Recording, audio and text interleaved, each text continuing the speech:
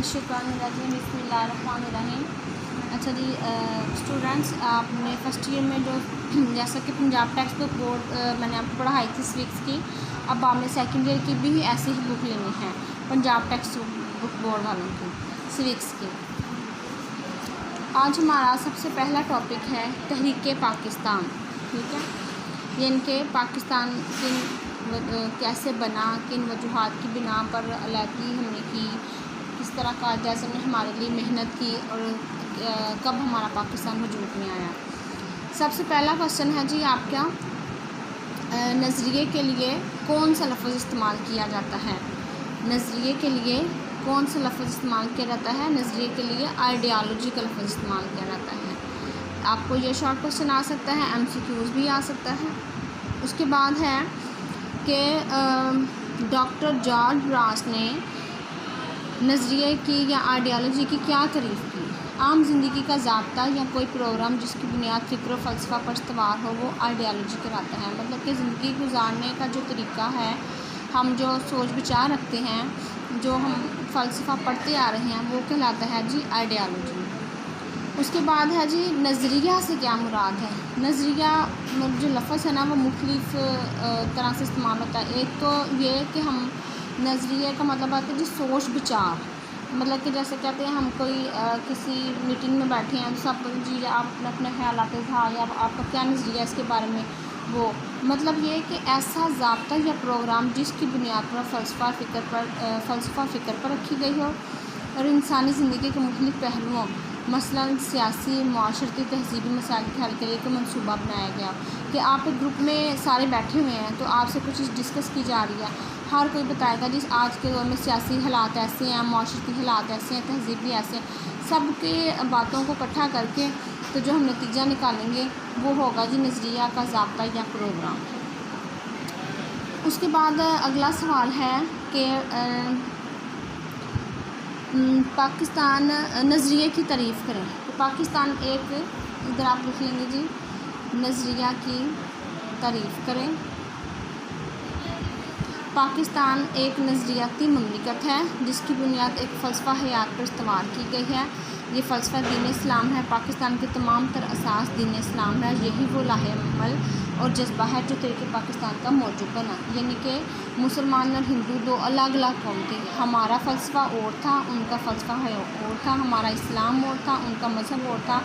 हम जिन चीज़ों को अपनी खुराक के लिए इस्तेमाल करते हैं, जैसे गाय का गोश्त कह लें, दूध कह लें, ये वो चीज़ें हैं जो बरसगीर के लोग जो थे ना वो पूजते थे इनको। तो हमारे जो मेन मकसद है ना पाकिस्तान की अलहदगी का, वो ये है कि हमारा जो दीन इस्लाम है ना वो उस पर हमारा नज़रिया जो है ना वो कायम है। तो उसकी बिना पर जो है ना तहरीक पाकिस्तान उसका मौजूद बना। हमारा अगला सवाल है कि कायद आज़म और नज़रिया पाकिस्तान। कि कायद आज़म ने का क्या ख्याल था? तो कायद आज़म का कहना था कि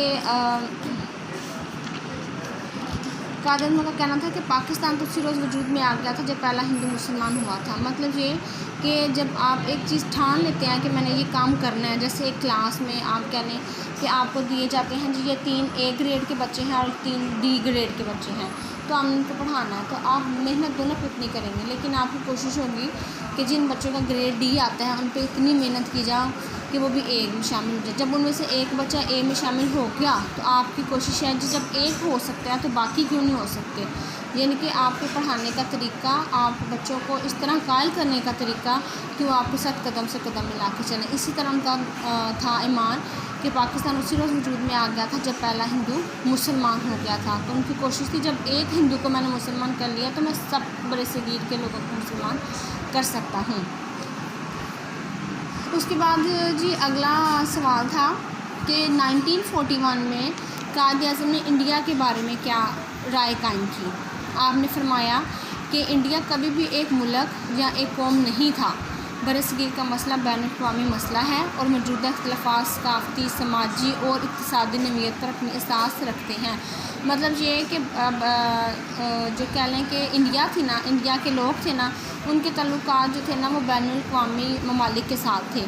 वो उनसे बहुत सी इमदाद भी लेते थे, चूँकि उनकी अदात और इंडिया के बरसगीर के लोगों की अदात मिलती जुलती थी, اس لیے وہ اپنے آپ کو ان کی ایک قوم سمجھتے تھے اور ان کی ثقافت، ان کی تہذیب جو تھی نا ان سے ملتی تھی۔ تو ہمارا مسئلہ یہ تھا تو قادم نے کہا کہ وہ ہمارے ساتھ کبھی بھی ایک قوم بن کے نہیں چل سکتے۔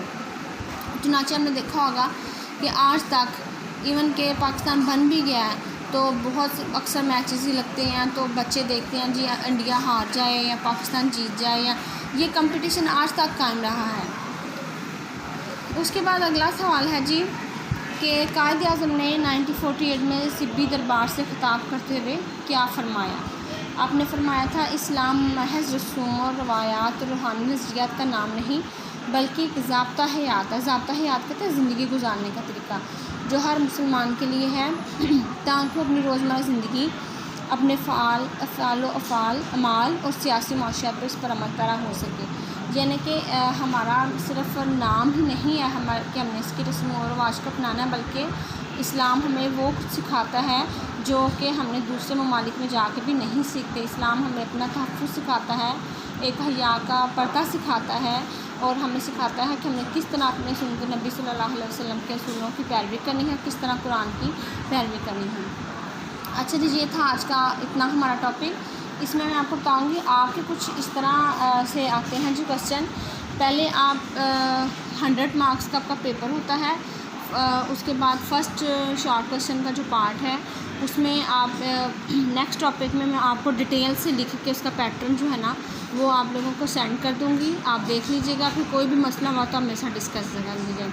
اب یہ جو میں نے آپ کو کوسچنس پڑھائے ہیں یہ تھوڑا سا ٹف ہے، اس کو آپ ایک دفعہ پڑھیں سمجھیں، جو نئی چیز آتی ہے وہ مجھ سے پھر دوبارہ سے پوچھیں، انشاءاللہ آپ کے ساتھ ڈسکس ہوگی۔ نیکسٹ ہمارا جو ٹاپک ہوگا ہم پڑھیں گے جی نظریہ پاکستان کی اہمیت کی جو بنیاد تھی وہ کیا تھی اس پہ، ٹھیک ہے۔